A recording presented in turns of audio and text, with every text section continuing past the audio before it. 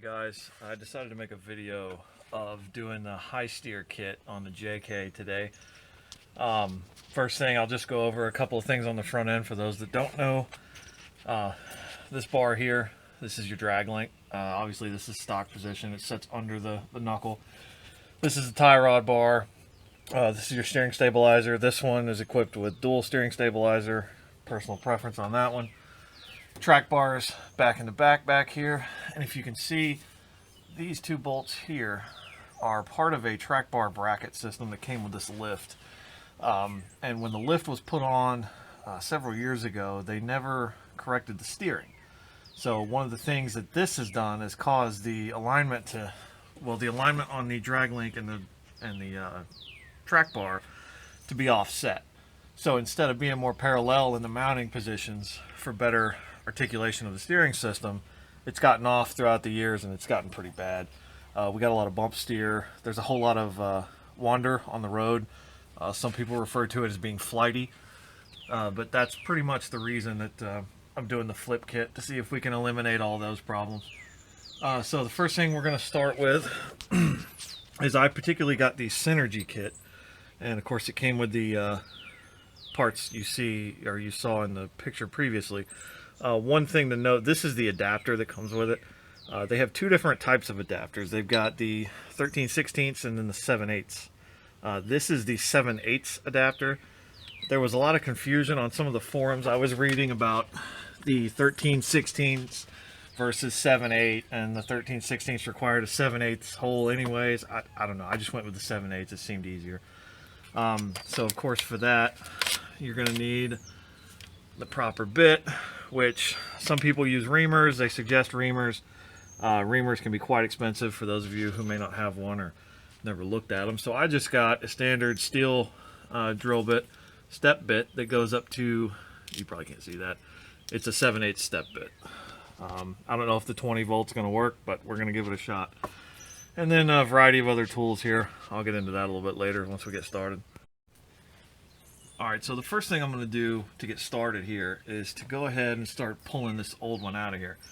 Doesn't really matter where you start, but an important thing to note is before you start, try to have your Jeep on level ground and have your steering wheel as straight as possible. That's just going to make it easier when you go to put the new one in for alignment.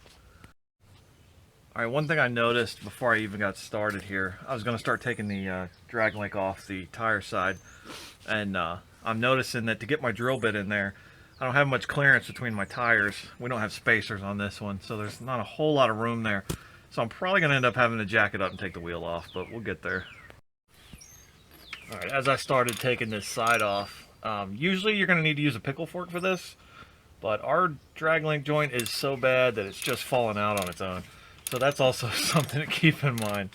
When you buy the new one, you may need to buy, they may come with the ends. They should come with the tire side end or the outer end. You may have to buy the pitman end. Just something to keep in mind. Alright, I ended up taking the tire off to get access.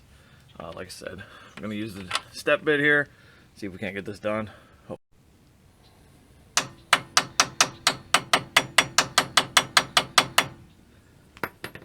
Alright, just a couple of hits with a hammer and it went in pretty nice. No problems with that adapter. To do the Synergy one, I don't know about other ones, but on this one it's got a little spring retainer that goes over the gasket. So that would be a good time to go ahead and set both of those ends up. That way you're not trying to do it once it's already in. Alright, well, it's not quite as easy as I thought. The instructions say that you should be able to get 3 full turns on the castle nut below, but I'm not getting anywhere close to that. I'm getting maybe 1.5, so I'm going to have to work on this hole.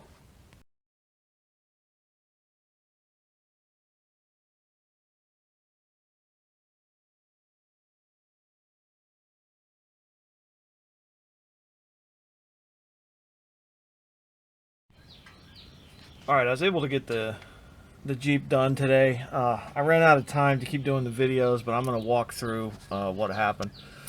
The hole here where I left off, it wasn't quite big enough. Basically what I'm going to, my own personal opinion is I wish I would have gone with the 13/16 adapter instead of the 7/8. Reason being is a lot of people on the forums kind of cleared the confusion up that they're running the 13/16 adapter and they use a 7/8 bit to make it fit right.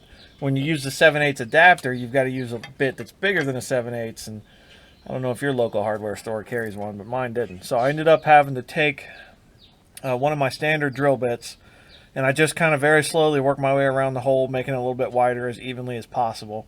I guess you could use a Dremel if you wanted to. That would take a while. But anyways, it didn't take too much. I was able to get it out, get it done. It was pretty clean. And then I got it installed.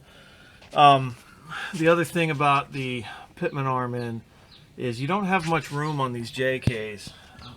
You don't have much room on these JKs up in between the pitman and the frame rail up there to actually work.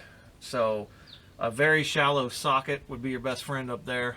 And then, you know, if you've got the vehicle jacked up, have somebody holding the steering wheel while you're cranking on it, whatever the case may be. But that's pretty straightforward as far as the install goes. If you didn't disconnect your tie rod, which you shouldn't have, when it comes to putting this one back in and getting it all aligned with the adjustments here, it's not going to be that difficult. Basically, just line it up to where it fits center to center when you put these studs through here. And basically you should be okay. If you did disconnect the tie rod, maybe you're replacing the tie rod at the same time, whatever the case may be, you are going to have to be careful with your alignment and make sure everything, you know, either driveway align it, use a tape measure, go from side to side, lug to lug, or, you know, take it to whatever off-road type respectable alignment shop you have near you. Other than that, that was about the end of the install notes, I suppose. If you have any questions, post some comments. And also, I wanted to point out one last thing is, I can't get a good camera angle in here, but if you notice, the new high steer kit is actually a lot more parallel with the track bar back here. And that's what you're looking for in your Jeep steering, is that parallel relationship between where the mount points, you see here, I got a mount point here on the track bar and then a mount point here on the drag link. The relationship between the two mounts is parallel, and also the bars themselves are parallel all the way up to the pitman, with the exception of where the track bar curves to mount to the frame over there. But those mount points are also parallel, which is key when you're setting up your Jeep, when you're lifting it. That is the #1 thing you always want to keep, otherwise you're going to start having issues. It could lead to death wobble, you know. There's many factors to death wobble. I won't get into that on this video, but that's one thing that could potentially cause you to start experiencing death wobble. Another thing while I'm talking about the lift is when you do lift your Jeep, particularly the JKs, I can't speak for TJs, they're a little bit different. They're kind of the same, but a little bit different. But anyways, particularly on the JKs, when you go above a 2.5-inch lift, it's highly recommended that you go with adjustable lower control arms. And what that's going to give you is, you can see up on the far end there, it's an adjustable sleeve, just like this this drag link and the tie rod bars are. That way you can correct your caster, because when you lift the Jeep over 2.5, you know, some people do it even if they just put maybe a 2-inch lift or whatever, but the case may be, or whatever the case may be. But again, you're going to want to do that so you can correct that caster. If you don't correct that caster, you're going to have all kinds of issues. And then again, like I said at the beginning of the video, the whole point of doing this high steer kit is to eliminate a lot of the bump steer that you may experience. More than just bump steer really, but bump steer is one of the big ones, especially once you lift it.